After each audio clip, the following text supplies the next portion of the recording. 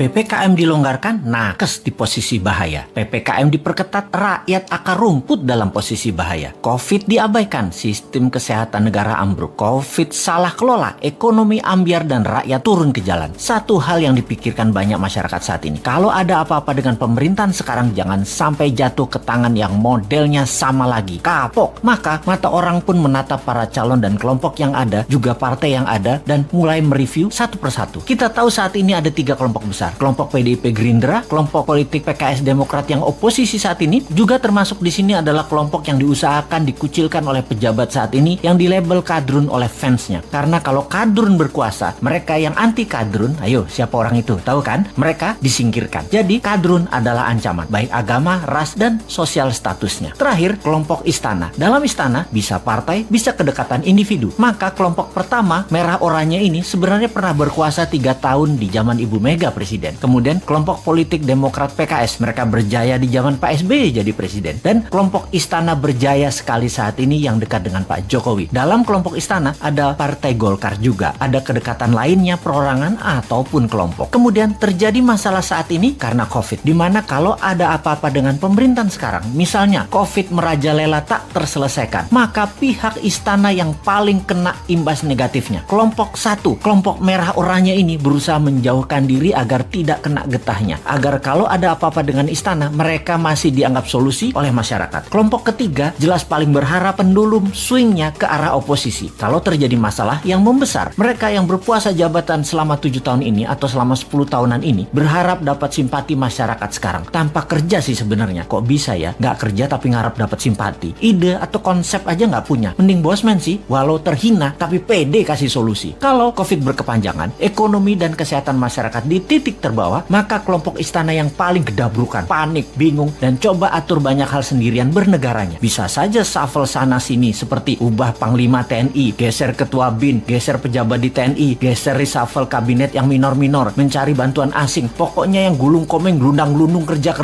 ya kelompok istana ini. Yang oposisi memanfaatkan ini semua dengan memberitakan hal-hal yang buruk di sekitar istana dan pejabat terasnya. Oposisi ini, 2 partai utama Demokrat dan PKS ditambah pasukan yang dicap kadrun, yang dicap jual agama. Itulah mereka para oposisi. Di posisi 1, mereka siap-siap ambil peluang juga agar kepercayaan masyarakat tumbuh ke arah mereka. Juga tidak dipersalahkan atas kesalahan kelolaan Covid dan jatuhnya ekonomi karena istana yang paling bertanggung jawab. Kalau istana berhasil melewati masa pelik ini selama 3 tahun ke depan, posisi 1 dan posisi istana berusaha memainkan dongeng kesuksesan ini untuk bekal 2024. Kompak lagi mereka. Singkatnya, saat ini yang namanya politikus sisa, banyak yang masih diam-diam baik untuk ambil posisi. Mau miring ke istana atau mau ikut oposisi dengungkan terus kejelekan istana, nggak banyak actionnya mereka ini. Mereka ini seperti Nasdem, P3, PAN, PKB, Hanura. Partai-partai miring ke istana ini juga terasa sekali mereka lagi ambil jarak dengan istana sekarang. Deket enggak, jauh enggak, bantu enggak, ngerecokin dikit palingan. Inilah peta saat ini kalau kita persingkat. Nah, kita sekarang ke depan bagaimana? Kita sekali lagi ingatkan, 3 posisi tadi yaitu kelompok pertama merah oranye, kelompok istana, dan kelompok oposisi. Ini petanya kita tarik ke belakang. Kita lihat 20 tahun terakhir ini. 3 tahun Ibu Mega, 10 tahun Pak SBY, 7 tahun istana saat ini. Total 20 tahun. Kemudian kita list daftar calon pemimpin 2024. Para calon yang ada saat ini adalah datang dari ketiga genre politik yang ada. Sebutkanlah satu persatu. Pasti mengacu ke salah satu kelompok. Misalnya Pak Prabowo masuk kemana? Sudah tahu kan? Pak Erik misalnya masuk kemana? Pak Ganjar, Pak Anies, Pak Ridwan Kamil masuk kemana? Jelas ya? Ini pertanyaan new mind sekarang. Apakah dalam 20 tahun terakhir negara Indonesia jadi negara superpower? Apakah Indonesia jadi negara yang ditakuti dan disegani di sekitar kawasan? Apakah Indonesia jadi negara tidak impor lagi dan menjadi negara produsen kelas dunia? Apakah pendidikan Indonesia terbaik di dunia saat ini? Apakah sumber daya alam Indonesia masih utuh atau sudah mulai habis tanpa membuat Indonesia jadi kaya? Bener nggak? Pertanyaannya sekali lagi, yakin masih mau sama mereka yang model kelolaan negaranya pasti sama seperti dalam 20 tahun terakhir ini? Yakin masih memilih orang yang di etalase itu semua? Berani nggak ambil yang baru, yang beda, yang timnya kuat di dalam dan di luar negeri, yang bukan genre bernegara ala 3 kelompok yang berkuasa, yang akan menyatukan semuanya di bawah kekuatan yang baru?